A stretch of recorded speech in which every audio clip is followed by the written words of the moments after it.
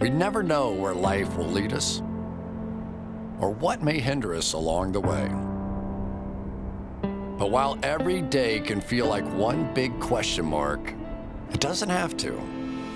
With the right insights, strategies, and solutions from Western and Southern Financial Group, together we can look ahead to leave the unknown behind.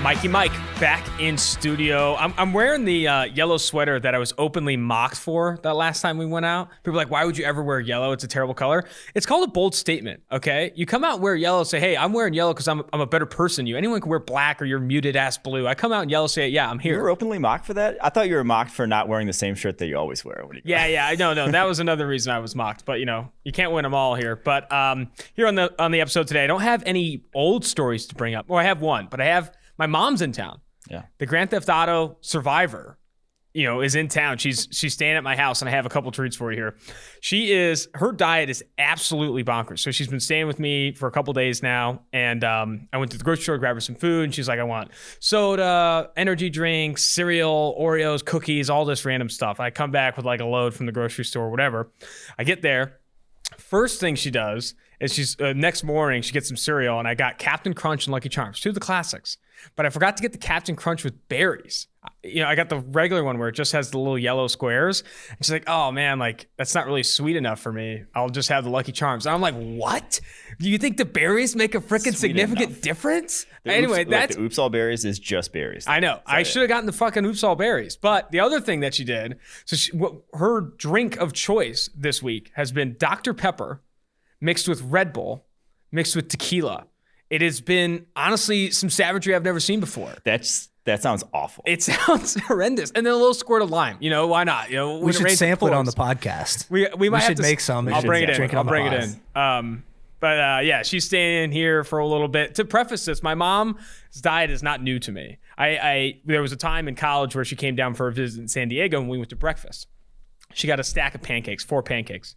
And she went on to do one of the most disgusting things I've ever seen anyone do at a restaurant. So she has a stack of pancakes here. I'm going to try and model this for you, Quinn. Stack of 4. First thing she does, she grabs, and this is after she's dumped half the can of sugar into her coffee. It looks like milk. Regardless, has the stack of pancakes here. No syrup yet, no butter. Hey, we're good. Grabs the butter knife, cuts a perfect square in the middle of the 4 pancakes. So then you come out of it, it's just like this little square of like a 4 stack. Sets it on the side. Grabs the syrup.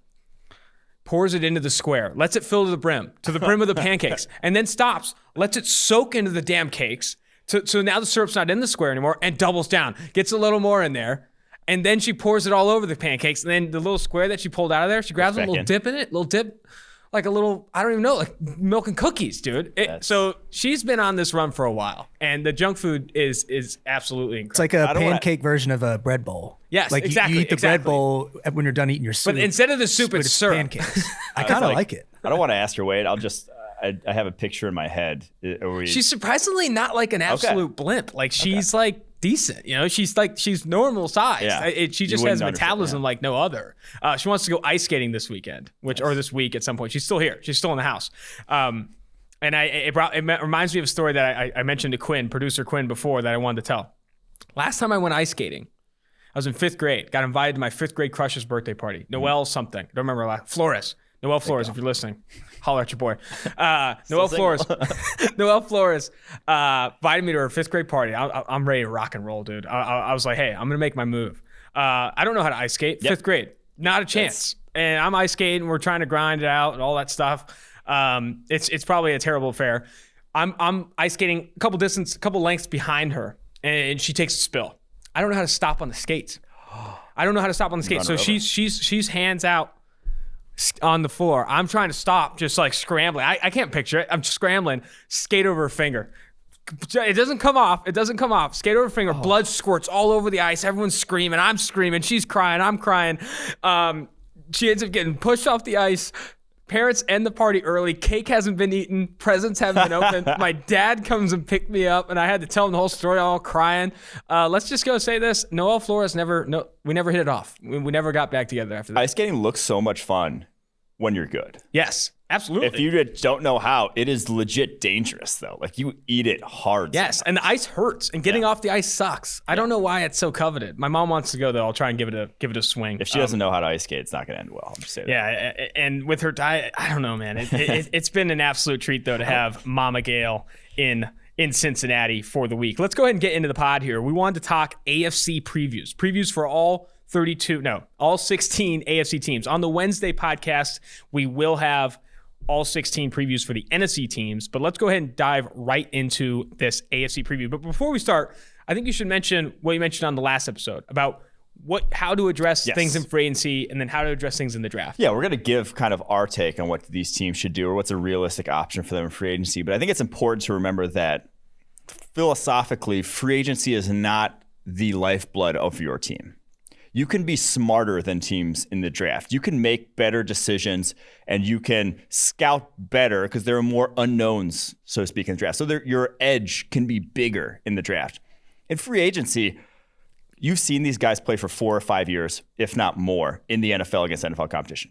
You're not going to be smarter than a lot of other teams. There's not a big amount of market inefficiencies to take advantage of. Maybe you can, have guys who are better scheme fits for you, guys who are maybe positions that you covet more than other teams around the league and that you can win at. But the amount of guys who have truly been under the radar free agents, who have been middling signings and then gone on to be elite players, the Casey Haywards of the world. That's the first name I thought of. The Andrew Whitworths of the world. Those are so few and far between. That does not happen. So you're not going to necessarily win. So free agency is to plug out needs in your roster. Free agency is for need. The draft is to find those value plays, those guys that are going to be, because the free agency oftentimes is a 2 to 3 year decision. Even if you sign a guy to a big contract and he works out well, oftentimes by that third year, the cap hits so much that you're just like, shit, we gotta cut him, or we gotta do something, we gotta restructure. It is not a long-term decision. The draft, however, is at least a 4 year, if not 5 year first rounder. And then beyond that, if you're trying to say that is how you build a roster. So if you're a team that has not drafted well of late, that doesn't have a young core, it does not necessarily behoove you to just start spending wildly in free agency because, again, you're not going to make up that. You're not going to get that edge. You're just going to be kind of throwing money around to try to get competitive. You're not going to be competing for Super Bowls if you have not drafted well in recent years. Let's get into it, man. AFC, we're starting with the AFC North. Pittsburgh Steelers, cap space total, negative $26.1 million right now. Obviously, they're going to have to make some restructuring, cap casualties, whatever it has to happen to get over the cap again. And we didn't preface it with this. Right now, according to multiple sources, that the NFL's floor for the salary cap in 2021 will be $180 million. I've heard from some cap experts that the ceiling's going to be $188 million or in that range. That's a significantly lower mark than what it's been in the past, due in large part to the COVID-19 and impact. Over $25 million of what was lower than what was budgeted by NFL teams because you assume some sort of you don't assume a pandemic. Yeah, you don't assume a pandemic. You don't assume the impact COVID-19 has had on NFL revenue. But Pittsburgh Steelers, negative $26.1 million in cap space. Free agents, kind of some big names: Bud Dupree, Alejandro Villanueva, one of the better slot corners in the NFL, and Mike Hilton. And then Juju Smith-Schuster also on that list, among others. Cap casualty candidates, let's start there. Ben Roethlisberger. That's the biggest one. $20 million, you can save $20 million. If Ben Roethlisberger wants to come back and play for the Pittsburgh Steelers, should the Steelers even entertain that? That's my question. I don't think they should. I don't think so either. By cutting him, you save $20 million. You have negative $26 million cap space. You need to shed $26 million cap space. That's where you start. And you're just not going to be a major player at the quarterback position this year with the way the rest of that roster is developed. Yes, you can kick the can and push some salaries for guys this year, turn them into bonuses, and create some space that way. But there's not a lot to be had on this roster to where, one, they're not going to be major players in free agency, and two, they can't fit Ben Roethlisberger with that deal as currently constructed. And there's no way of saving really a ton more on his deal with when it was signed. So your only real option at the quarterback position is someone like a Cam Newton, Jameis Winston. It is a budget bargain option at quarterback next year. And another name I'd throw into the mix if they do move on from Ben Roethlisberger in 2021 is Marcus Mariota. Yeah. And I know he's still currently rostered on the Las Vegas Raiders, but low trade option, low contract He's right still now. $11 million though this year. Really? Yeah, so he's not a super low trade So maybe option. Pittsburgh can't even get into that market. Right? That's tough. I mean, they're in a rough spot. Because I'll tell you right now, Jameis Winston at what the Saints sign him at, like $3 million yeah, last year. you sign him to $3 to $5 million contract. I think you're going to yield similar, if not better, results with Winston starting than with Ben Roethlisberger in 2020, which may be a bit of a hot take. But I got another one to throw in there, and I hate to say it. Andy Dalton. Andy. Andy, He big knows man. the team. He knows the division. He's a free agent. He's not going to cost a ton of money. I would Dude, hate I to kinda see it like because I Andy. love Andy, but I don't want to see him in a Steelers uniform. Dude, but can it would you make imagine? sense. Queen City, Cincinnati would be in an uproar if Yeah. they saw Andy Dalton change his stripes. I would be very upset. That would be rough, very dude. upset. Man, but Andy Dalton, Cam Newton, Jameis Winston, I do think they have to swing the bat on one of those low-tier free agents because bringing Ben Roethlisberger back, who ranked, I think, outside the top 20 in PFF grade in 2020, I don't think that's the move. Yeah, there and you can pretty much, I mean, Bud Dupree, Juju, you kiss him goodbye. I don't see a world in where they keep guys like that. Is there an obvious target? Let's look at the draft a little bit. Is there an obvious target at the back end of the first round for the Pittsburgh Steelers, positionally wise? Offensive line? That's the most obvious. You lost Pouncey. You're likely going to lose Alejandro Villanueva if you do. At that point, you don't have a lot there. Like you got your guard, you got DeCastro, and then guys. So who should be the priority to re-sign if they can? Bud Dupree, Mike Hilton, Juju Smith-Schuster? I think Mike Hilton would be the most bang for your buck. Yeah. And possibly on Alejandro Villanueva because of his age. He's already in his mid-30s. Won't be super coveted with a big contract. But Mike Hilton's like a very, very good, one of a top 3 slot cornerback in the NFL. But teams still don't necessarily value the slot that highly. All right, let's go ahead and jump now to the Cleveland Browns. Right now, with $20.2 million in cap space, but a ton of free agents. Carl Joseph, Larry Ogunjobi, Olivier Vernon, Terrence Mitchell, Rashard Higgins, some cap casualties potentially, if not trade candidates, Odell Beckham Jr., Sheldon Richardson, Jarvis Landry, and still a ton of needs. Needs at safety, linebacker, interior defensive line. They are a team that, J.J. Watt is interested in, went to the playoffs last year, won a playoff game last year. What decisions do they need to make this offseason to kind of push themselves over the edge, potentially even win the AFC North next year? Yeah, so they have space. And the interesting conversation to me will be the Odell Beckham. What do you do with Odell Beckham? Because he is $15.7 million against the cap, but with no dead money. So if they traded him, cut him, you get $15 million there. And in this free agency market this year, that can net you 2 starters. And we saw how the offense, maybe it's a better offense with Odell Beckham. That's a big maybe, though, considering that they just him and Baker Mayfield have not meshed, have not been on the same page in terms of just effectiveness when he's been on the field. And now some could say, he wasn't on first year in Stefanski's offense. Obviously, it's going to get better down the stretch. I think some of that is just Odell Beckham and Baker Mayfield's relationship. I don't think Baker Mayfield forces it to him too much. Whatever it is it Odell's fault? Is it Baker's fault? I don't know, but it's not working out. It's not worth $15 million on your cap this next year to figure out after an ACL, in my opinion. So if you can get something back from him in return for a trade, I would do that in a heartbeat if I were the Cleveland Browns and use that $16 million elsewhere to bring maybe guys like Olivier Vernon back on the cheap, because just getting another guy on that defensive line across from Myles Garrett who's effective, I think should be 1A on your offseason list of things to do. Because once you get another guy that's effective as a pass rusher, it just smooths out some holes in the back end. Everyone keeps saying, get a linebacker. BJ Goodson's free agent, Malcolm Smith's free agent. I don't think that's that massive of a need. I'd rather have an impact pass rusher across Myles Garrett that this year is going to get the job done. That can get you into the mix right away. 2 questions off of that. Should they be a primary player for J.J. Watt services? Yeah. And how soon should they be thinking about a Baker Mayfield extension? Yeah, 100%. J.J. Watt, Olivier Vernon, I wouldn't think about an extension at all until he shows it after this next year. You got the 5th-year option still, and you have his and the franchise tag after that. There's no hurry on that. Mm-hmm. He played well down the stretch. Prove it again. I would love. You need to see him take the next step in Stefanski's offense. And if they do bring Odell Beckham Jr. back, and if he is on this team, you need to see him do it with Odell Beckham Jr. Yeah. One of the highest paid wide receivers in the NFL. Yeah. I honestly, I don't think Odell will be back. Wow. If you're telling me Odell for $16 million or Will Fuller for maybe $10, $12 million, Give me Will Fuller all day, every day. Really? Wow. Just because hot take. Social team's on that. Social team is on that. Don't do Graphics that, are coming.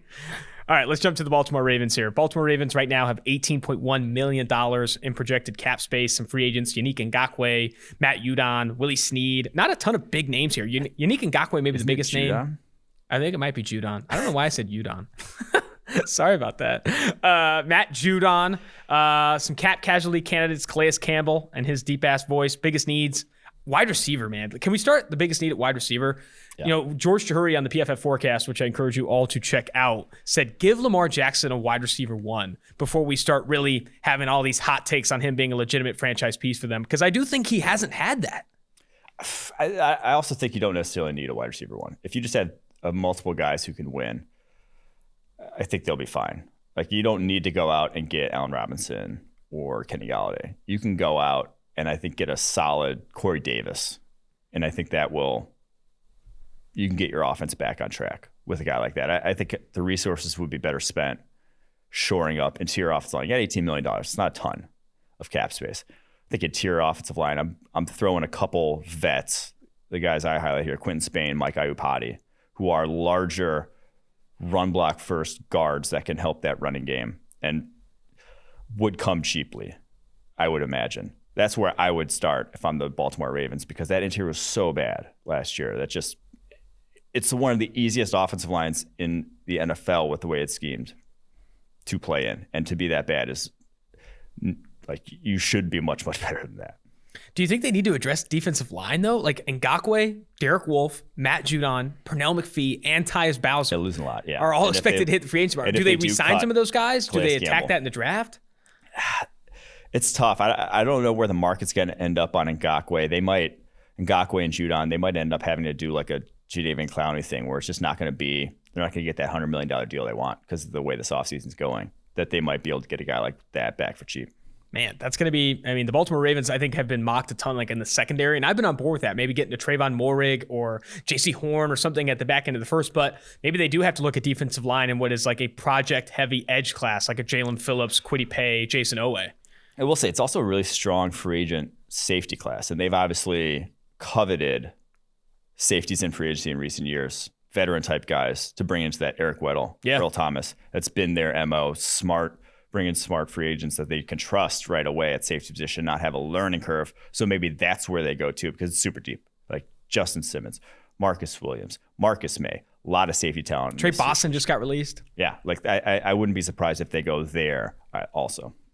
And you can check out PFF's top 200 ranked free agents on PFF.com. Go to PFF.com and check that out. We have all 200 free agents ranked with projected contracts as well. It's super cool, the tool, too. You can sort by position. Board. You can sort by whatever the team needs are specifically to see what the board looks like. Yeah, Google 2021, PFF 2021 free agency board. That's another cool resource as well. Cincinnati Bengals next on the list here.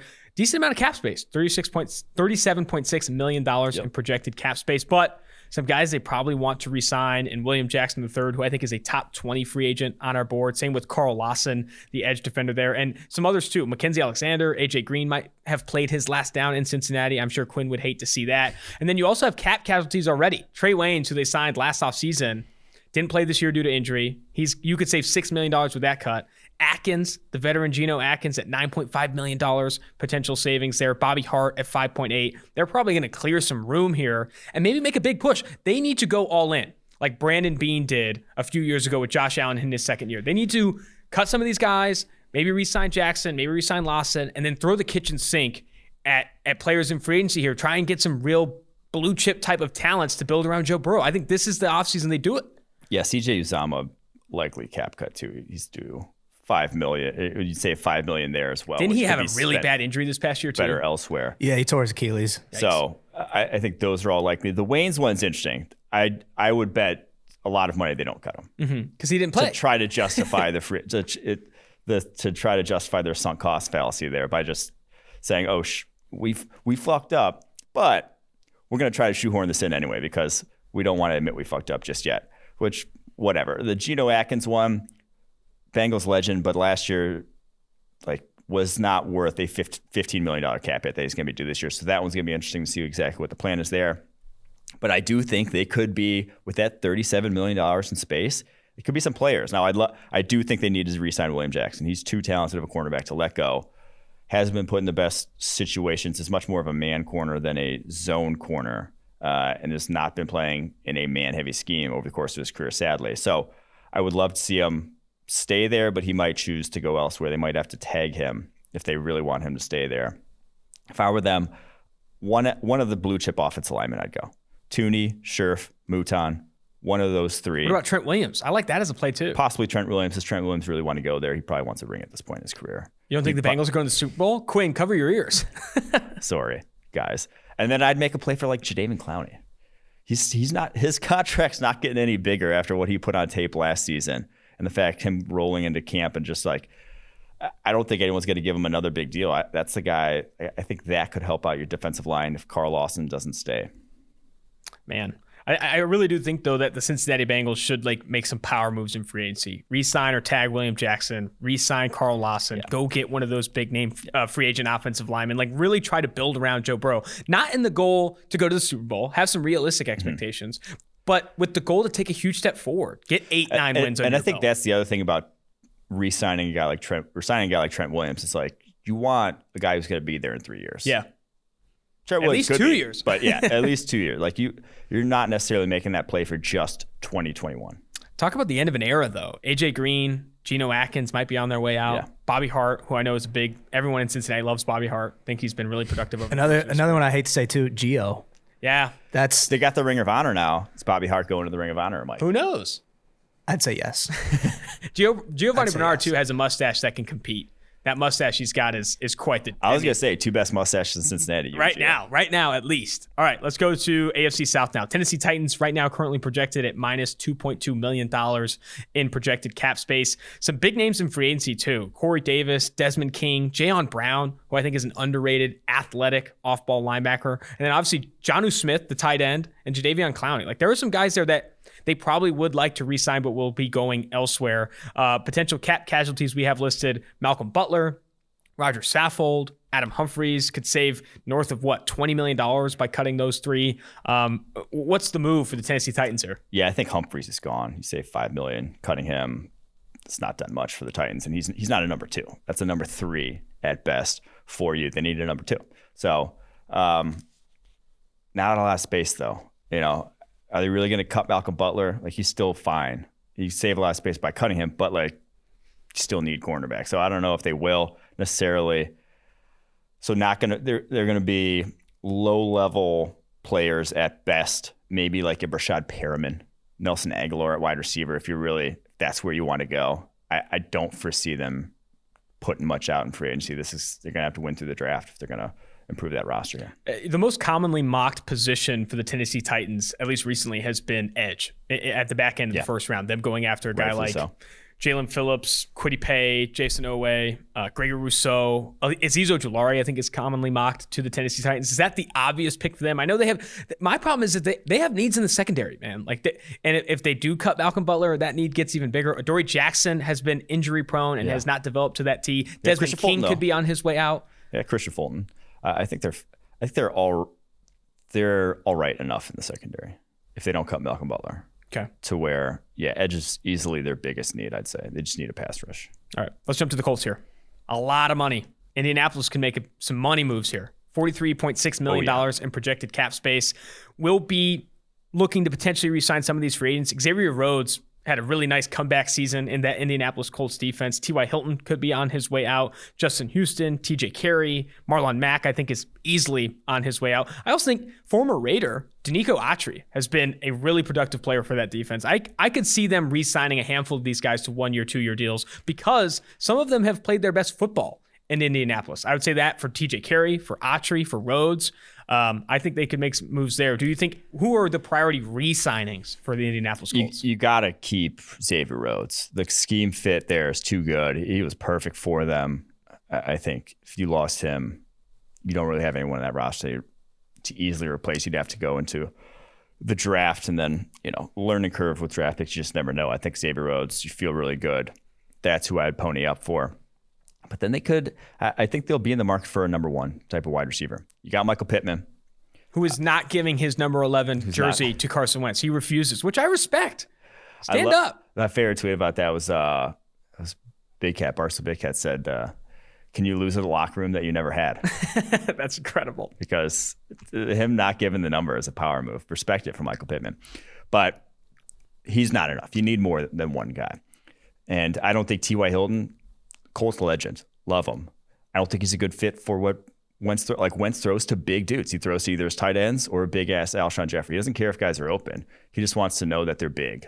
And that's who he's going to Because they need catch radius. I mean, that guy's one of the most inaccurate quarterbacks in the NFL. Exactly. So you need more than just one Michael Pittman with catch radius. Now, Mo Alley Cox, I think he's a restricted free agent. Got to resign him. Catch radius king. Mm-hmm. He'll probably get 1,000 targets from Carson Wentz next year if they do resign him, or I think they will. I think he's RFA. So he'll be back. But then Allen Robinson, Kenny Galladay, firmly in the mix for guys like that. Now, Galladay will probably be tagged, but I think they'll firmly they've shown they're all. I've got the plan. I've got the plan. Flip it. Yep. Obviously, you have Michael Pittman Jr. there as your number 2.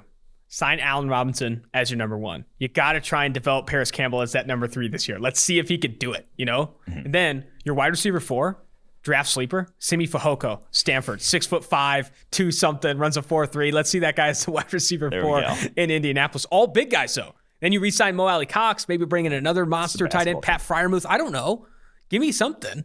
I definitely like the all big guy move. Yep. All right, let's jump from the Indianapolis Colts here. Texans. They're in an interesting spot. I think you can't build an offseason plan for the Texans yet because we don't know what they're going to do with Deshaun Watson. Right now, according to FanDuel Sportsbook, the favorite to land Deshaun Watson is the Denver Broncos, not the Houston Texans. Yeah. So right now they have $5.9 million in projected cap space. Big potential free agents leaving are Vernon Hargreaves and Will Fuller, obviously. There's also a ton of cap casualties. They could get rid of both running backs, David Johnson and Duke Johnson, for over $11 million. Bradley Roby for 8.2, Brandon Cooks for 12.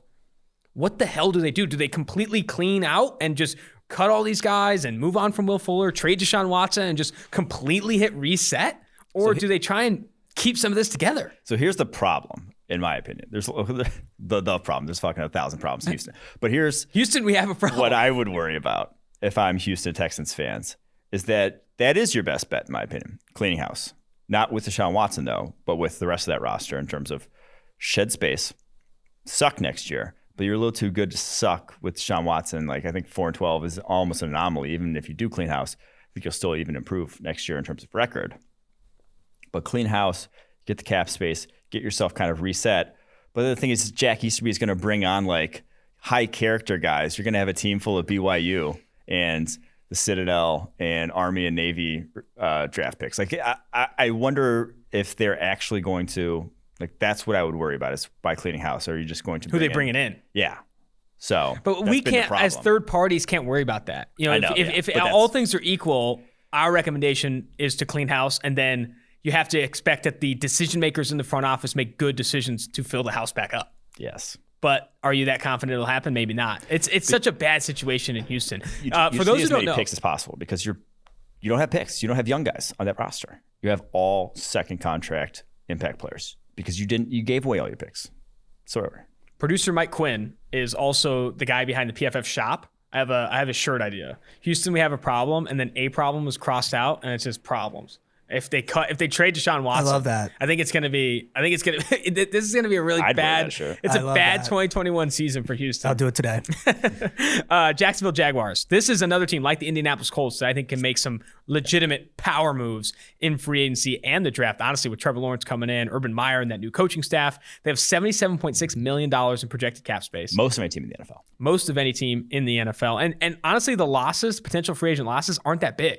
Cam Robinson, Keelan Cole, Josh Jones, D.D. Westbrook, like no Chris Conley, like no big names, no must re-signs of that group. And they could save some money here. Cut Cincinnati's own Andrew Norwell and save $9 million. Tyler Eifert, $5 million. AJ Cann, $5 million. Like they can save some money too if they needed to. But yeah, if they needed to, I think they're might as well keep them. It's nice to be in a team that kind of just shed all the other contracts. Plus Norwell, I do think regresses back to the mean a bit and plays better football. I remember in Carolina, he's one of the best guards in football. Yeah, I think you could, go out and get a starting caliber guard for that $9 million you save, but it's also just let the guy's been on the roster. I think they're going to let him. Like if you're a team that needed cap space, if you're the Steelers, he's getting cut. Yeah.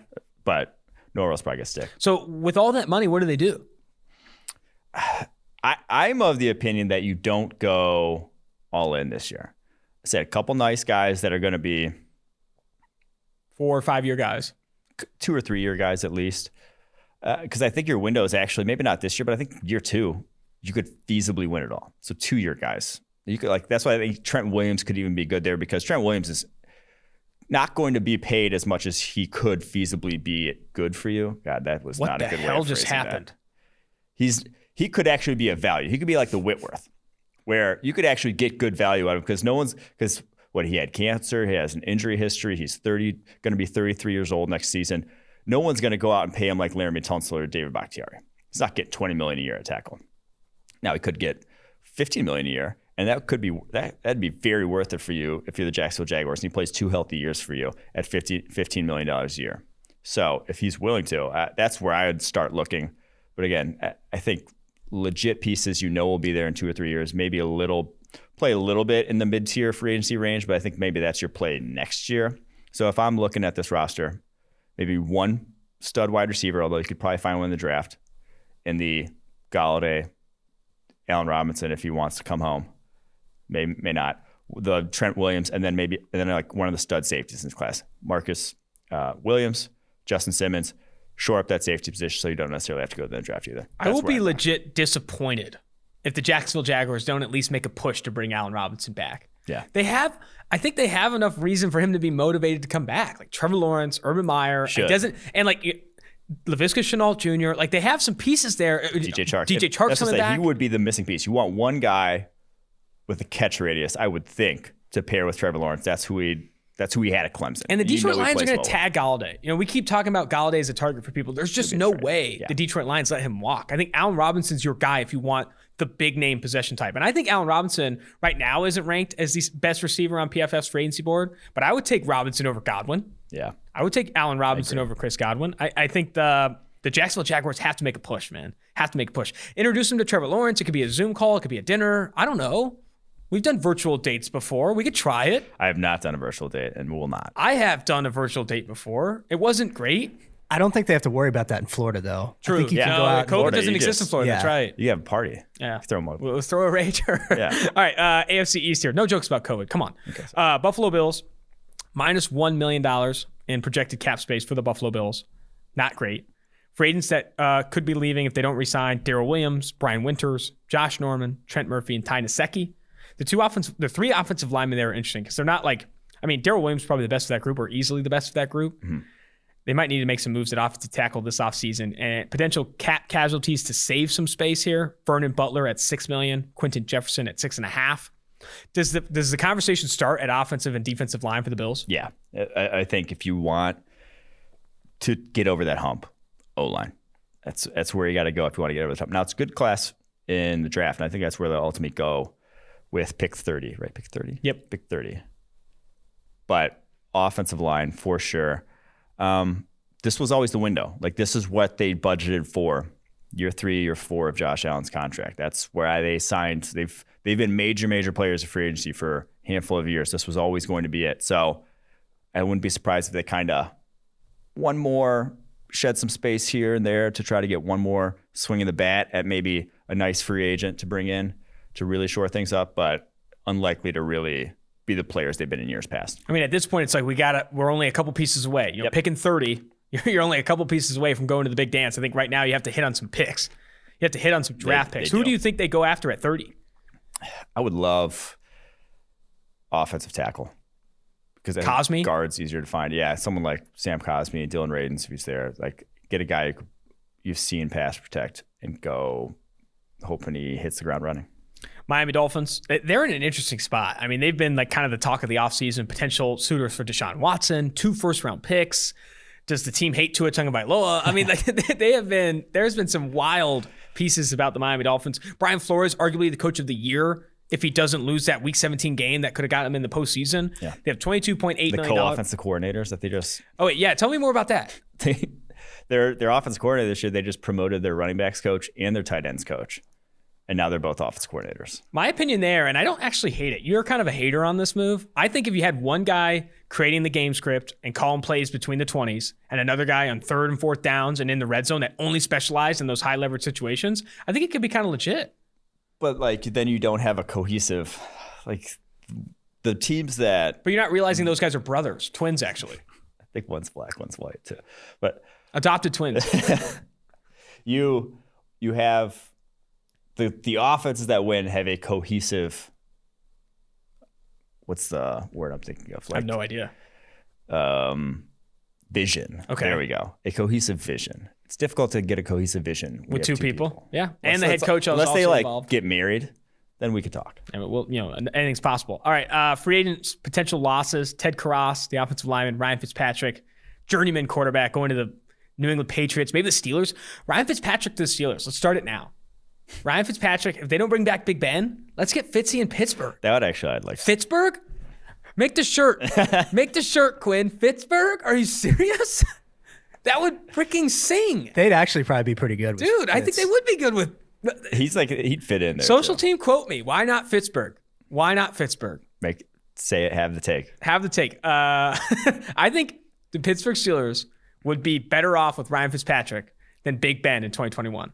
There's the take. Landon Roberts is another. There's your quote graphic. Landon Roberts is another free agent linebacker that they could lose. Some cap casualties to save space. Bobby McCain at $5.7 million. Eric Rowe at $5 million. I'm interested in the Miami Dolphins plan here because I do think they have enough pieces defensively and a coach in Brian Flores that they can win on defense regardless of who they add in free agency and the draft. The problems all surround Tua Tagovailoa on that offense. Can they win and score points offensively enough to go deep in the AFC postseason? Yeah, I think that's the thing, though, when we talk about free agency versus the draft. The wide receiver class is so deep, I don't think they're going to go sign a Galladay. Really? Or Robinson. Like $22 million. They have the space, but I think they're going to be firm players in that wide receiver market, whether it's pick 3, trading down pick 3, pick 18. I think that's where you're going to see them. And so with that money, you can take that defense to another level, is what I would end up doing. Now, I would love for them to add a veteran along the offensive line, but they don't really have a spot to fill is the problem. Maybe center. Maybe you can get a Corey Linsley. But like they had a lot of young guys. They've drafted a lot of guys in that offensive line. They're trying to shoehorn some fits. They're trying to hope some guys really, develop. So if I'm them, Levante David would look sexy in that defense, or just being one of the safeties in this class, Justin Simmons, Marcus Williams, Marcus May, John Johnson. Like that could have some bang for your buck because, as we say, safety is a very undervalued position, and those would be upgrades for sure over Bobby McCain, Eric Rowe, who, again, you could create some space by parting ways with those guys. Answer the question of what do the Miami Dolphins need to do offensively in the offseason to best help Tua Tagovailoa? It's the O-line. Like, that is what it is. There's a number of reasons because everyone's pointing at the receiving core. Yeah. Everyone's pointing at Najee Harris as the answer at 18. Yeah, that's not it. The receiving core, to a degree, yes. They do need to use one of those first-round picks on a receiver, in my opinion. With how deep the wide receiver class is, like you'll get your value. So I would target wide receiver with one of those 2 picks. It's just, man, their plan along the offensive line was from 2016 to 2019, they drafted 1 lineman before the 5th. So they drafted Larry Tunsil and then 1 other lineman before the 5th, Larry Tunsil, and then they traded away. So, and then they've used all those picks in offensive linemen last year. They were all rookies. And now if they don't make a year 2 leap, you're fucked. Like that was you kind of have to intersperse some veteran talent in there with all those rookies and that's Austin Jackson, Solomon Kinley, Robert Hunt. And then the year before that was Michael Dieter. So it's going to be a grind. They are hoping for some development. Hopefully with more of an offseason, though, I think you could see these guys. I think a lot of rookies that maybe didn't have good seasons will make jumps. That, to me, is the bigger thing about the Tua Tagovailoa trade. Oh, why didn't he look whatever? Like, why was he so bad as a rookie compared? Like, he had a catastrophic leg injury and then played behind a bottom 5 pass protecting offensive line. You think his confidence was near the level it was at Alabama? You think he felt good, like dropping back to pass? He was panicking probably, like in his head, just much, much different. So I think that's the biggest thing is just if you could shore that up in terms of give him some peace of mind, that would go a long way. I love your mocking voice, by the way. You kind of get a little low. You're like, oh, it's pretty funny. I think it was good. New England Patriots, they have a decent amount of cap space here, and they could be losing a handful. Yeah. I think it's a clean house situation for the Patriots. I don't think they should be big players this offseason, but here's who they have. They are projected right now at $62.2 million in cap space this offseason, and then some free agency could lose Joe Thuney, Damiere Byrd, obviously Cam Newton, Jason McCourty. If Jason McCourty leaves, does Devin McCourty also leave? Like, he could just ask to be released. Who knows? Dietrich Wise, Lawrence Guy, Rex Burkhead, a team favorite, and James White as well. Some cap casualties. Two guys that opted out of the 2020 season, and Dante Hightower and Marcus Cannon. They'd save, close to $17 million in cap space if they do release those two. Is this a clean house situation? Should they be trying to, turn this 62.2 into, a ton of spend, getting a Robinson, trying to really build up this season? No. And it goes back to what I said off the top. You could be smarter than everyone else in the draft. You can't in free agency as much. There's not as big of an edge. They've been the team that got the edge against them in the draft the last 5 years. They have not added talent. They have not added young talent to this roster. So you have no building block pieces to build around with those free agents. So you're kind of just spending money recklessly if you go and shoot your wad now. With the way the cap rolls over, spend that money next year. Get that money when it's actually you have a chance of competing. I don't see the way they turn this around this year. Go if you want, if you love Mac Jones, go get Mac Jones. Sure, by all means. But I don't think this is the year to try to plug and play and end up 7-9, 8-8, 9-7 again. End up in that range again. That is not going to help you as a franchise. And if you go out and you burn through that cap space, that's where you're going to end up, in my opinion. So I wouldn't be major players at all. And in fact, this would be the year I'd let Stephon Gilmore, try to see what I can get for him, guys like that on that roster. Man, looking at the New England Patriots draft history, so you go back to 2015, hit on Trey Flowers, hit on Shaq Mason, and then since then, man, their best pick might have been Joe Thuney. The worst three drafting teams, I'd say, in the NFL over that span, you got Patriots, Seahawks, Eagles. And when that's the case, one has an elite quarterback that's kind of boosting them. The other two didn't. Struggling. And we saw what happened. All right, New York Jets projected right now at $67.9 million in cap space. Should be going after Zach Wilson at number 2 overall, if not trying to find that fourth-year leap for Sam Darnold. Who knows? Who knows what the Jets do? Obviously, our recommendation has been for a while for them to go after Zach Wilson and then potentially keep or trade Sam Darnold, depending on the value you receive. Some potential free agents for the Jets: Marcus May, Neville Hewitt, Rashad Perriman, Terrell Basham, Jordan Jenkins, one of the better slot corners, an underrated slot corner in the NFL, and Brian Poole, Pat Elflein, and Frank Gore, who will be, I think, 60 or 62 next year. Yeah, and he's pissed that Adam Gase doesn't have a job. He's like, man. Adam Gase doesn't have a job? I don't think so. I thought he was somewhere floating around. I don't know. I'll take a look. I'll take a look. Keep going. Some cap casualties. Henry Anderson, they could cut for $8.2 million. They don't need to cut anybody. They have a lot of cap space, but I could see that happening. He has not delivered on that kind of value. And then Alex Lewis, offensive lineman, they could cut him for $5.2 million in savings. Obviously, they need to address quarterback at number 2 overall. But after that, I do think you re-sign Rashad Perriman potentially on a 1-year deal. You have him, Denzel Mims. You could potentially get into this free agency wide receiver class. Is there enough here for the Jets to make a little bit of a run in the AFC East? I don't know about run AFC East. You're not overtaking the Bills. I'm trying to get excited. But I would love for them to kind of spend some money early to get a nice situation for whomever is that quarterback. Yeah. Hell, even if they keep Sam Darnold, you better build it up. That's what I said. Get in on some offensive linemen, get in on some wide receivers. So I would go more offense, but also you could use some help defensively. Robert Salah, obviously in a scheme, needs a pass rush. You need some cover 3 corners. I think this could low-key be a nice spot for Richard Sherman if he wants to keep playing with Salah. Had some good years there. Obviously would want to stay in a similar scheme. They would have some money to throw his way to if that's where he's looking at. Dude's already won a ring. He probably not a ring chasing at this point. Probably wants to still get paid. He wants the picks record. He's on the Chris Collinsworth podcast, and he wants the interceptions record, I believe. Yeah. Why wouldn't he come to Cincinnati for the CC podcast? Ooh. True. Play for the Bengals. We'd have him in studio. We'd have him in studio. Or I guess he'd need to go to Florida for that. Chris Collinsworth spends most of the offseason in Florida. Well, we'll cross that bridge when we get to it. Fair enough. Sure. And go to the AFC East. You got Josh Allen throwing you picks. You got whoever's playing for the Patriots and the Dolphins throwing you picks. Not bad. Not bad. Nah, Josh Allen doesn't throw picks anymore. Sorry. That's an old joke. Either way, so with the New York Jets, obviously, whether it's Sam Darnold, Zach Wilson, Justin Fields at quarterback, they need to get aggressive this offseason, in my opinion, at building up that offense. Yep. All right, going to the AFC West here, last 4 teams, and then we'll jump to the interviews with Rondale Moore and Walker Little. Kansas City Chiefs, minus $23.1 million in cap space. They are going to have to make some moves.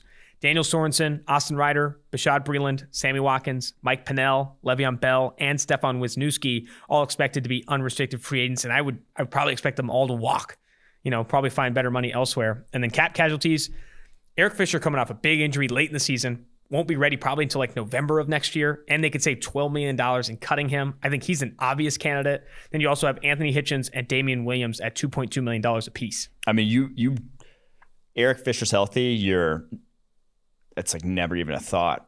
But the way things kind of went with obviously the late injury, having negative 23 million in space, having to clear space, they almost have to at this point, or else you're going to kick the can in terms of, when I say kick the can, it means converting space salaries this year into signing bonus to push that into forward hits, into future years, that cap space, which is not a great way of doing business, because then that's how you end up with guys who are mediocre players being like 20 million against your cap that you just don't, and you can't get rid of them. Yeah. Or else it's a dangerous game. It's a dangerous game. And that's what's about to happen with New Orleans Saints this year. They did that for years. So when you're in a window like this with Patrick Mahomes and you're already having to play games like that, that's worrisome, because they got a lot of holes in this roster. It is not by any means a complete roster. So they're not going to be players in free agency. I don't see how they add talent to this roster. They're already going to have to be pushing, like I said, money out into the future just to get under the cap. If you're going to keep doing that to sign more guys, that is bad business personified. So it's going to be draft for the Chiefs this year, sadly. Alrighty, let's now move to I like how you have for the plan for the Kansas City Chiefs is just yikes. Yikes. I mean, they have the best quarterback in the NFL, so it's never going to be that bad. But in terms of like building around him and trying to like make upgrades this offseason, you're going to be hard pressed to find some upgrades with the cap situation they currently have. Yep. It's going to have to be through the draft. They got to hit on a couple top 50 picks here. And that first one at 31, I think you're looking at an offensive tackle most likely, especially if Eric Fisher is cut. Las Vegas Raiders, they're in a tough spot too. They don't have one of the best quarterbacks in the NFL, and they have minus $18.7 million in projected cap space. Gruden and Mayock in some ways tried to shoot the moon a bit, signing Trent Brown, Tyrell Williams, LaMarcus Joyner, Corey Littleton, Nick Witkowski, Malik Collins. Like they were like Carl Nassib, everyone, we're going to try and get there. They were kidding a candy shop for a little bit there. Yes. And now minus $18.7 million in projected cap space. They have cap casualties that could be Trent Brown at 14 mil, who has not been healthy, struggled to stay healthy. Tyrell Williams, I think, is already cut or expected to be cut. 10.6 mil. Marcus Mariota is a candidate, even though they really do like him in Las Vegas. LaMarcus Joyner, I think, is already gone. I bet you they cut him as well. They've been playing him a bit out of position on that defense. And then some free agents expected. Denzel Good, Nelson Aguilar, who's had a resurgent season with the Raiders, was their best receiver last year. Nevin Lawson, Jonathan Hankins, Malik Collins, and Jason Witten, who I think retired or is coaching high school football somewhere. What? I was going to say, you got to resign Witten. No. I think he's coaching high school football next year. I put that one in there as a joke. I like it. I like it as a joke. But this is a tough spot, man. I think they really have to hit on that first round pick they have at 17, and they also need to see some development from Henry Ruggs. Like they have to, or else this is going to be a bad situation for Derek Carr and the Raiders. This really is the year to take it easy, though. If you are the Las Vegas Raiders, yikes, sorry about that.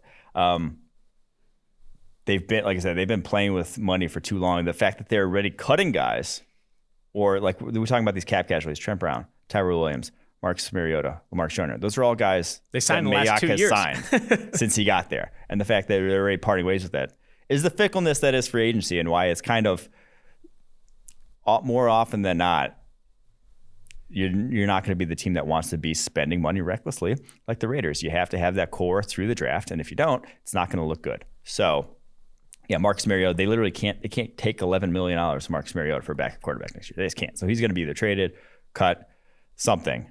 This is the year, in my opinion, for the Raiders to take it easy in free agency. Learn from past mistakes. If you're going to go outlay some money, 1-year deals. Maybe a Melvin Ingram, if he wants to play 1 year, prove it because he's old and hurt.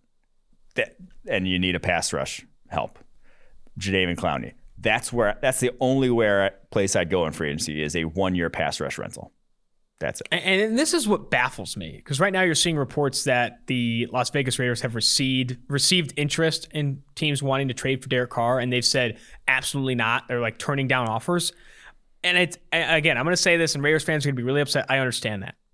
Derek Carr last year played like a top 10, top 12 quarterback in the NFL in that 8 to 12 range. At his worst, I think he's in the 16 to 20 range. But this roster is not going to be good enough to win with a Derek Carr-like quarterback, that QB8 to QB12, for 2 or 3 years. And by then, and I know they're right now working on a restructure or a contract extension, like by then you're banking on so much development from young players, so many like hits in the draft and free agency to a point where like, why are you trying to juice this orange with Derek Carr when you can get value for him now, potentially a first and some more, and try and build around a rookie on a rookie deal? Because this roster is bad defensively and offensively. Like your offensive line is going to take a step back. You don't know what you're going to get from Incognito next year, who's been battling injuries. He had a almost Achilles tear the entire season. Like he was nursing like this calf/Achilles issue all year. Like I do not think the Raiders would be smart to keep Derek Carr, not because he's not good. He's just not good enough to win with what they've got. Yeah, that's a very fair and accurate take, in my opinion, because you could expect some sort of progression from some of those young guys defensively, but they have a fucking ways to go. Yes. It's like when they invested all that in their defensive line and after they were the worst pass rushing unit in the NFL. It's like they had to start from nothing though. Mm-hmm. Like you had to get so much better just to be average. Max Crosby is their best pass rusher. To where they'd have to add so much to this defense just to get to average that. Yeah, it's the window. I don't foresee 2021, no matter what they do, and free agency being their window. Max Crosby is their best pass rusher, but he's not enough. Cleveland Ferrell needs to take a step forward. Arden Key, Maurice Hurst. They signed Malik Collins, obviously, but he's probably on his way out. Like this has been. Jonathan Hankins is now on his way out. It's just not. Carl Nassib was like a healthy scratch for most of last year. Yeah, I mean Nassib was never. This is just a bad situation defensively for the Raiders, and I just don't know how they win with Derek Carr with such little supporting talent. And when people come out and say Carl Nassib is like the player equivalent. If you're throwing out Carl Nassib, you're admitting your pass rush sucks. Yeah, that's true. That's true. Carl Nassib's in your plan. Not good. Your plan's not good. All right, Denver Broncos. $31.1 million in projected cap space. Big name they could potentially lose is Justin Simmons, obviously. Arguably the best free safety in the NFL, up there with Jesse Bates of Cincinnati. Go Quinn. Go Bengals. Yep. Elijah Wilkinson could be on his way out. Shelby Harris, a PFF favorite, a guy that's graded really, really well down the stretch. And then DeMarcus Walker, another free agent. Also, Von Miller. They could cut him and save $18 million in cap space. Don't know where he's at currently with the legal situation. Yeah. Also coming off a big injury. But he's a Denver legend, obviously. Yeah. Obviously a Denver legend. You'd think that might be like a restructure opportunity. Potentially. And then Jarrell Casey, who they traded, like a 7th-round pick for? They could cut him now and save $11.8 million. I think they do both those things and maybe make a push for Deshaun Watson. Yeah, so if Deshaun Watson is the dream here, I think the roster is enough that, you would love Deshaun Watson as your quarterback. You'd be willing to give up those picks for it. Now, I think they have to franchise tag Justin Simmons again because and then trade him in that deal. Possibly. Yeah, in that deal. $13.73 million though only for the second franchise tag. That's how favorable safety contracts are. You get an impact player like him for, that's why we say invest in safeties. So got to tag Simmons. I think they could be in the market for one of the mid-tier cornerbacks, like a zone corner, like Shaquille Griffin or Chidobe Awuzie in that defense. And then if you don't get Deshaun Watson, in my opinion, the plan, I would sign Cam Newton free agency and then go target Trey Lance or Justin Fields. And just kick Drew Lock to the curb? Yeah. Wow. That would be my plan. I don't think there's a situation the Denver Broncos do if it doesn't. So Deshaun Watson excluded. If they sign Deshaun Watson, Drew Lock's the backup and probably never plays again. Yeah. For Denver, barring injury. But if they don't, I do think that their plan's going to be Drew Lock is competing with whoever we bring in, whether that's Jameis, Andy Dalton, Ryan Fitzpatrick, Gardner Minshew, or a quarterback in the draft. I do think that they want to at least let Drew Lock compete. Yeah. They're not going to go all in on this new style of offense with Newton and Lance. There's just no way, right? But I'm saying it more only because they love Drew Lock. That's what I'm saying. Maybe that's the better option, but I do think Denver loves Drew Lock. Because you could get a stylistic mentor for a Trey Lance or Justin Fields. Is why I say that. Who's a stylistic mentor for Drew Lock? Ryan Fitzpatrick? Stafford would have been. Fair enough. I'm just trying to put Fitzpatrick everywhere. Yeah. Last one. I don't think Fitzpatrick's going to give Locke any good habits. You know, that's true. That's true. Last one here, and we'll jump to the interviews. Los Angeles Chargers. Justin Herbert coming off his Rookie of the Year award, $23.8 million in projected cap space. Some potential losses in free agency: Dan Feeney, Forrest Lamp, Michael Davis, Sam Tevy, Rashawn Jenkins, Hunter Henry, Melvin Ingram, and Denzel Perryman. All could be losses in free agency. Some ways to gather cap space: Linval Joseph, you cut him, you save $7.9 million. Chris Harris Jr., you cut him, you save $7.5 million. Do they let all these guys walk? It's a ton of guys in free agency they could let walk here. That's the thing. I think they have to kind of retain some of those offensive linemen. Yeah. You weren't good. You can't go from not good to literally two guys. Or else you're in like a Dolphins situation and you draft like 4. Yeah. They have to, I would think, retain someone like Forrest Lamp, maybe Sam Tevy, just to keep some stability there. And I would like to keep Hunter Henry. Tight end's not necessarily the biggest need, though. If he's asked for over $10 million a year, he can walk if he wants to. But then I think interior defensive line, you could see them spend some money on to shore that up. Obviously, they tried last year with Linval Joseph. He's $7.9 million. It'd be hard pressed to see them pay him that much with him being well over 30 and what he's playing like in recent years. I would go somewhere like Leonard Williams, Dalvin Tomlinson, Shelby Harris. That's where I'd look. They've obviously had a good look at Shelby Harris. He's annihilated their offensive line for the past few years. That could be an upgrade for them. What position or who you think they should target at 13 in the draft? I love the receiver position. I do like receiver too. If one of the big 3 falls to them, I think they go for it. If like Rashawn Slater's there, that's I think your dream. You just get a guy who's good for Justin Herbert's career. Fair enough. You just know you got one. That was fantastic. Can't wait to do the NFC preview on Wednesday. But for now, let's go ahead and jump to interviews with Purdue's Rondale Moore and Stanford offensive tackle Walker Little. Joining the 2-4 Drafts podcast is former Purdue wide receiver Rondale Moore. I got to tell you, Rondale, I've been looking forward to this one. Me and my co-host Mike, big fans of your game for a long time now. Super excited that you're entering this draft class and have been talking your game up for a while. It's great to virtually meet you and get you on the podcast. No doubt. Appreciate you guys having me. Of course, man. So where I really want to start is, what are you currently working on? I know you're in Indiana right now, but you were in Dallas working out. Who are you working out with in Dallas? So I was at Exos. Brent Calloway is the director there. So I'm doing a lot of different things with him. And then obviously we got a receiver coach who helps with position work, and Chris Giddens. Mm-hmm. And those are the main 2 that I've been working with. So I'm sure you're working with, on a ton of different drills and preparing for your pro day in what I probably assume is late March. Are there any specific drills that you're prioritizing that you really want to work on in this kind of period before the pro day, or is everything kind of being treated equally? I mean, for me, man, my main goal is to be a better football player. I haven't put too much emphasis on this or that. I've just continued to grind and get better at being a football player. So that means going out, running routes, catching the football, and doing what I have to do to be a good football player. So. Yeah, absolutely. So looking at this past season, you're listed at 5'9", 180. What weight did you play at this past season? And are you setting like any goal weights to kind of work up to? Are you on any diets or those things? I mean, I've dropped body fat as far as percentages go. I'm around 6 right now. I'm 183, 184 pounds. I mean, I played at around 185. But I'm comfortable around 82 to 85, anywhere from there. So no diet or anything like that. But I mean, I'm not out here eating pizza and drinking soda. So.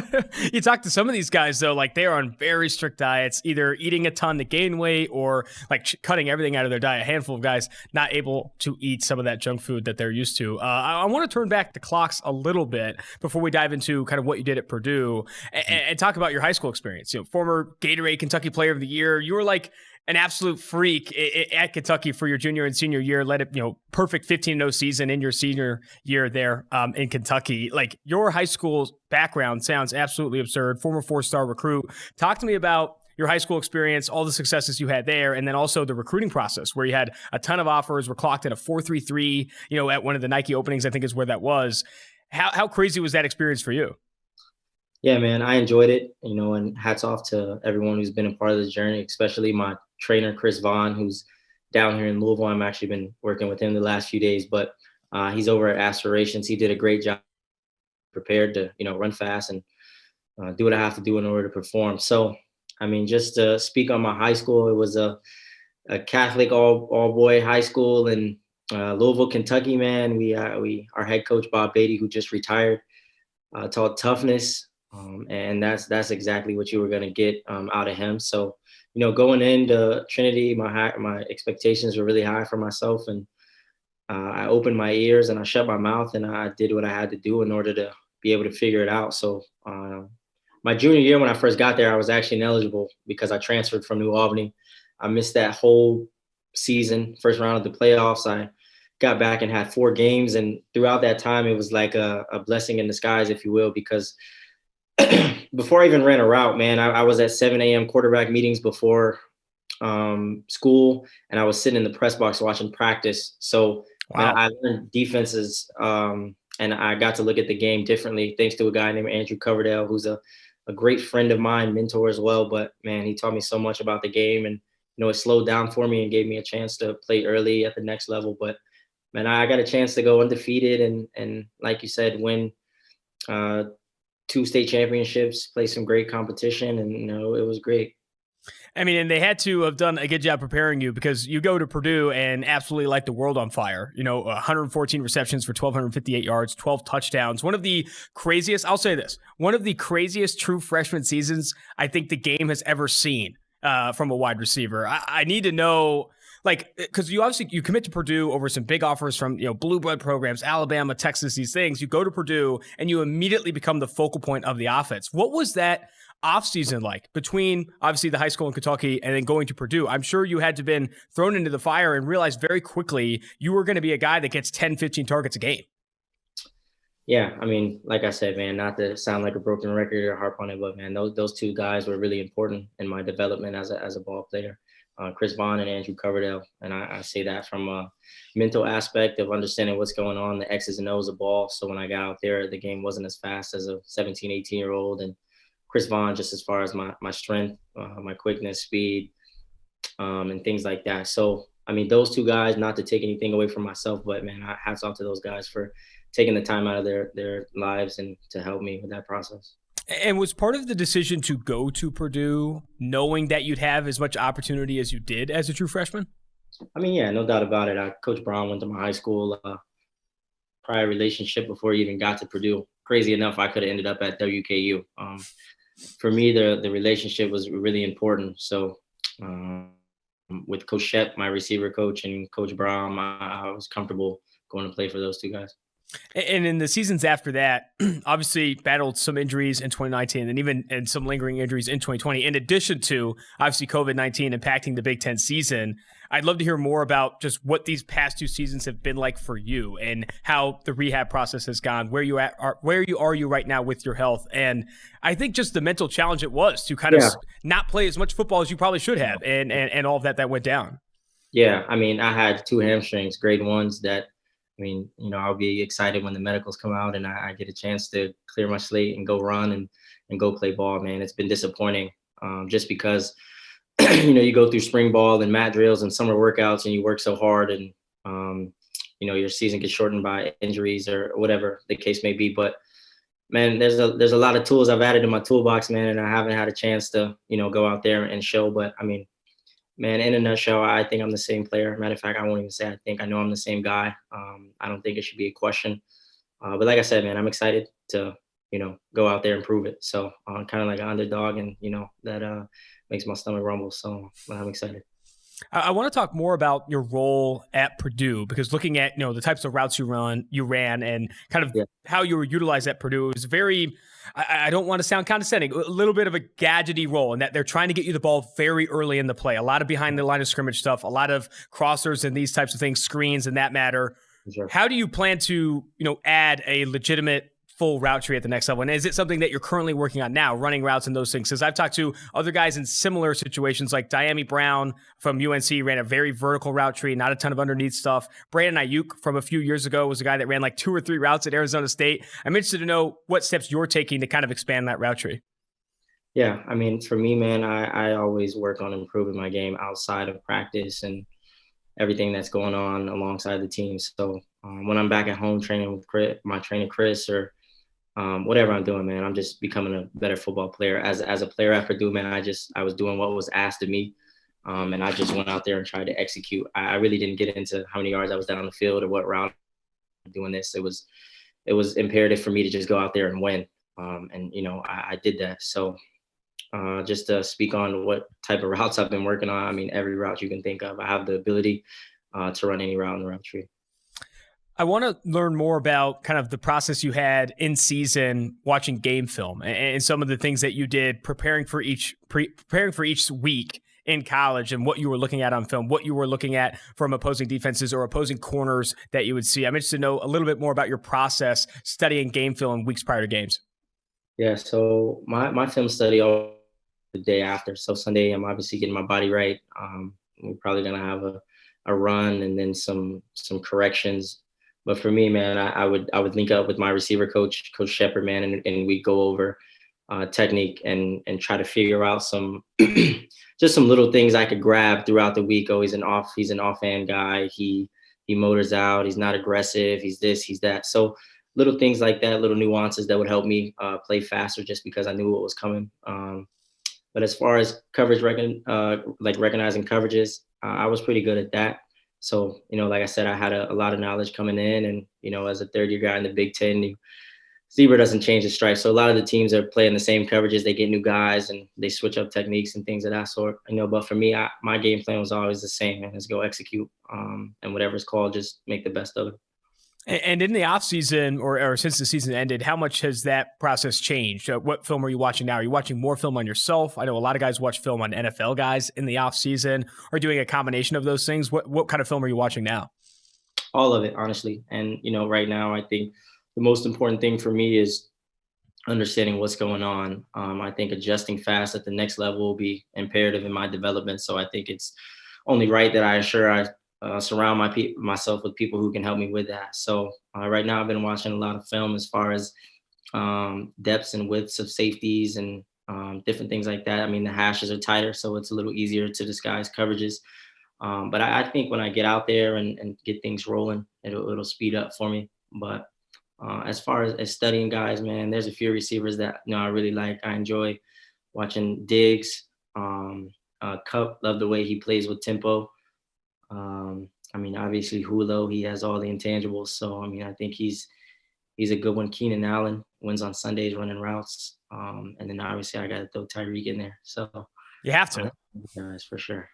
How much Steve Smith Sr. have you watched? Kind of an older player, I guess not super old. I remember when he played his last game in Baltimore, but one of the comparisons I think you get a ton is Steve Smith Sr. because he smaller guy, efficient route runner that could win on the outside, because I do think that's a question mark that you see when you see Rondale Moore scouting reports. Can he win on the outside? Can he be more than a slot player?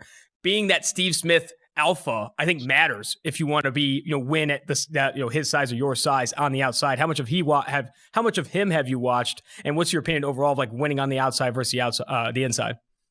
Yeah, I think Steve Smith will be a great study for me. I'm going to be totally honest. I haven't watched a ton of Steve Smith. Obviously, I know a little bit, and I've seen a lot of clips. Definitely strong, tough with the ball. We do a lot of similar things. I think I'm obviously a little faster than him, but I think winning on the inside, winning on the outside is all up to the player. I don't think size or anything like that really matters. I think if you have enough tools in the toolbox, you're crafty enough, your intellect of the game is high enough, you know what's going on. You can compete for those 50-50s, you can run by guys. So I think if you have all those intangibles, man, it doesn't matter if you're 6'5", if you're 5'10". For me, I think it's just a mentality. Well, I really wish you the best of luck moving forward, and I appreciate the time, man. Like I said, really excited to see you play in the NFL, and like I said, wish you the best of luck moving forward. Thank you. I appreciate it. Joining the 2-4 Draft podcast is former Stanford offensive tackle Walker Little. I know right now you're out there training in Texas. I hope you're staying safe, man. Yeah, no, I'm doing well.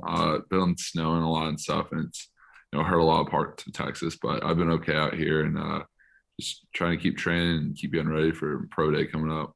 Yeah, I think, the biggest question I have for you is what have you been up to? Only played one game in 2019, then obviously suffered a season-ending injury and then opted out of the 2020 football season. I'm sure you're probably in the best shape of your life. You have to have been just doing nothing but working out and eating. Talk to me about what you've been up to over the past, 2 years now, I guess.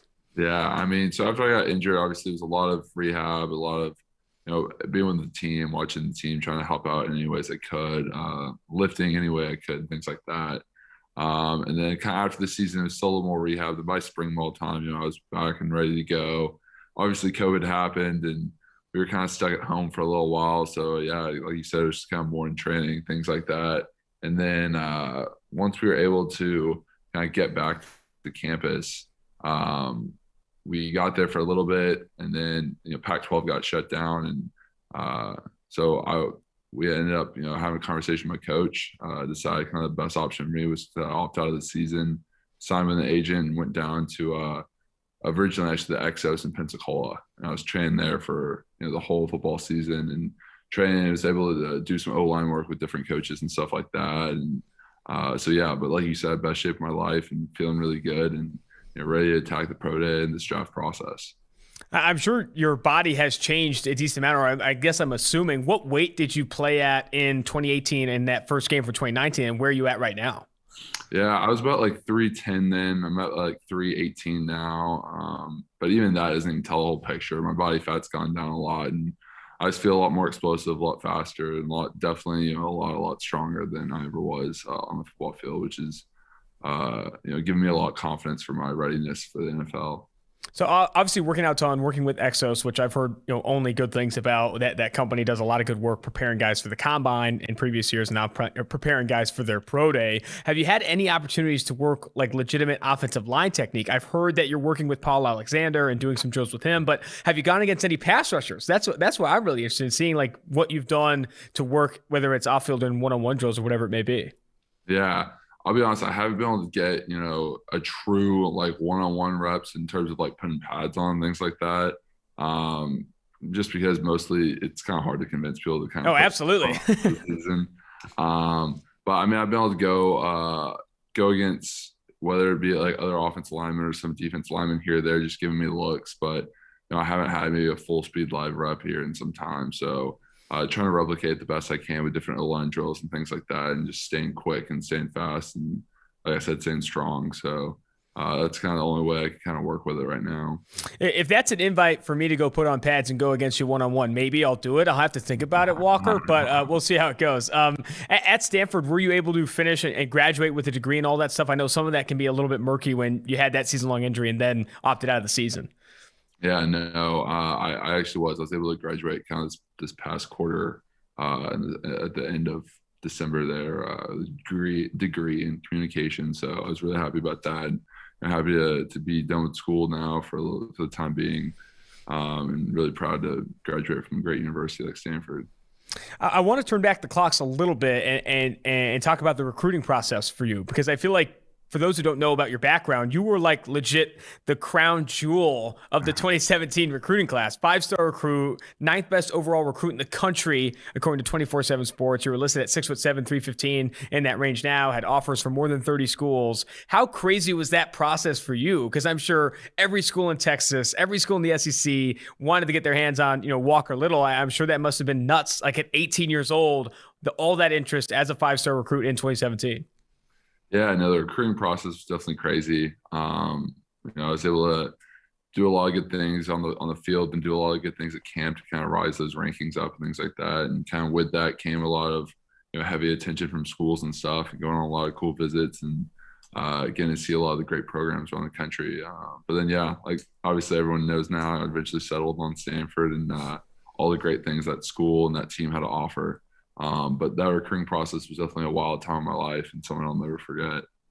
3-sport athlete in high school, played basketball and track in addition to football. Talk to me about your game as a basketball player. You work in the post, a 3-ball, 3-and-D guy. I'm interested to know what kind of basketball player you were. I was definitely not a shooter. I was down low, and I was a lot of defense. That was my game, was just kind of moving in the post and things like that. But yeah, that's where I did most of my work. Moving forward into the seasons that you were able to suit up for Stanford, I think I wanted to look at the 2018 season. You earned an 81.2 pass blocking grade from PFF, and your pass blocking grade was growing with each year up until that injury in 2019. But some of the pass rushers you went against, you had like a good host of pass rushers there in the Pac-12. I know Justin Hollins of Oregon, Bradley Anai of Utah, Ryan Bowman of Washington. Who were some guys that, and you went against Notre Dame that season as well, Dalen Hayes, Khalid Kareem. Who were some of the guys that gave you the most fits that season? And what do you take away from that full season playing left tackle at Stanford against some of those guys? Yeah, I mean, some of those guys you listed, Bradley and I, Justin Hollins, those guys from Notre Dame, Bowman from Washington, all those teams had some really good pass rushers, and those guys in particular. And they were all, posed different challenges, were different rushers, were hard to block for different reasons. But it was just, having a good approach each game, and then but like you said, learn from each opponent, maybe where they were able to get around you, and learning something and bring that into the next week, next game. Then ultimately kind of looking back on a whole season and taking back kind of where you might have got left an edge there, or been a step behind there, and then kind of bringing that all together and coming into the next season, being better and being quicker at it and being able to react a little sooner, and have a little better footwork here or there, get your hands in the right position. So and those are all things that obviously I've had plenty of time to look at over the past few months and years, honestly.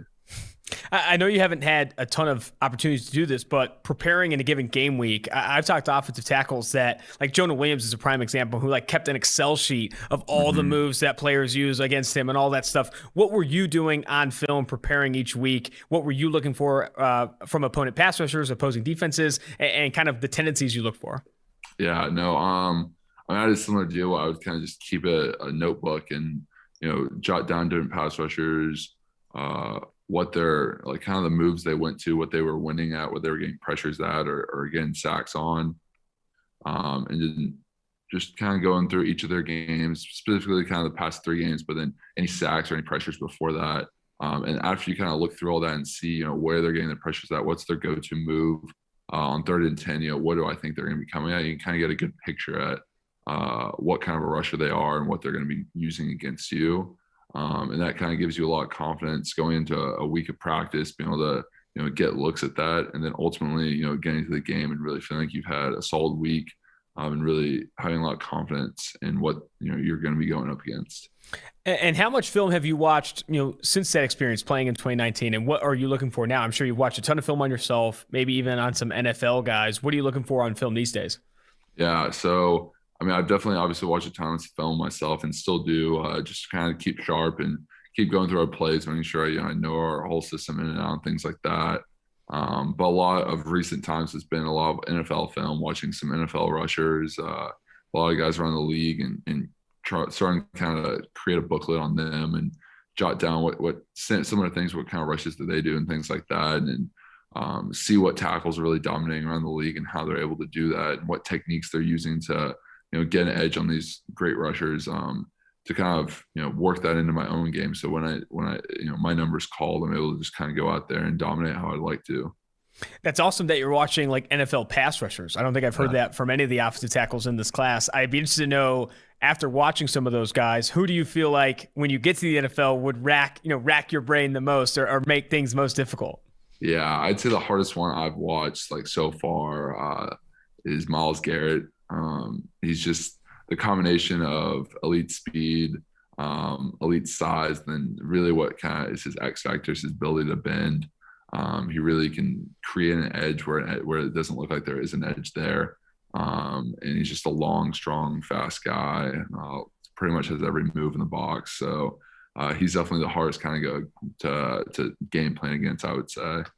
Well, here's you getting drafted by an AFC North team that isn't the Cleveland Browns, so we get to see that matchup in 2021 and beyond. Walker, this has been great. I really appreciate you setting aside the time, and best of luck moving forward. Yeah, I appreciate it anytime. Rondale Moore, man, I'll start there. That dude is all business. And before I got him on the air, I was trying to every time I talk to these guys, I try and break them down a little bit, just get him to laugh, get him to know me. Was not having it, dude. And he was just that guy, I think, feels disrespected. That stuff he said about being an underdog is real. He feels that he is getting slept on in this class. And his 40 time he told me off the air is going to be pretty bonkers. I'm telling you right now, he's off the record. But Rondale Moore came away really, really impressed. And the biggest takeaway I had is if you have guys like Terrace Marshall, Tutu Atwell, that range of receiver ranked ahead of Rondale Moore, you better look out, buddy, because that guy is coming for blood. Absolutely coming for blood. And then my takeaways for Walker Little, just hasn't played a lot of football. When I asked him if he's gone against defensive linemen in pads since that game in 2019, he said no. Like, it's been a while. This guy has not played legitimate football in a while, and I think it's a big reason why he'll probably go later than where we have him on the draft board. I think he's in the 40s right now on our draft board, but it sounds like, I mean, this guy's in the best shape of his life, like all the guys that have opted out. And watching a ton of film on NFL guys, I do think that 2021, I don't think Walker Little is going to be a Tristan Wirfs-like impact, full stop, obviously. But I do think if you invest in him on day 2, you're getting a guy that his best football ahead of him is going to be great. I mean, a former 5-star recruit, insane recruiting background. He's not a shooter, though. I asked about the basketball. He's a low post guy. Post guy. It's out the game now. It's all shots. So it's all shots. So he's not going to be a basketball player. Sorry. Yeah. Not surprised, but very happy that you found your guy this year that won you over in an interview. Rondale Moore, man. And I liked Rondale Moore going in. I came away way more excited about this guy. He's very smart, tradition, like very dedicated.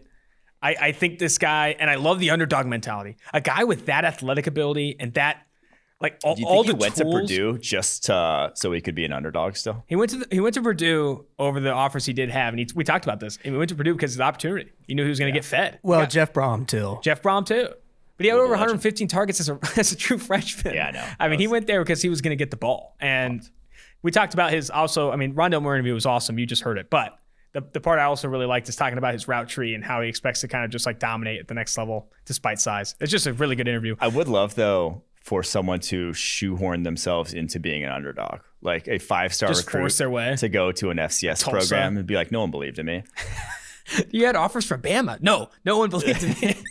All right, that's going to do it for this episode of 2 for 1 Drafts. Make sure you rate, review, and subscribe for the mailbag coming up this week. Leave a 5-star review in Apple Podcasts with a question, and we will guarantee get to your question and answer it on a future episode for the mailbag. It might be next year, but maybe next year. We're backlogged, but we'll get there. Until next time, Austin Gayle, producer Mike Quinn, and Mike Renner, 2 for 1 Drafts.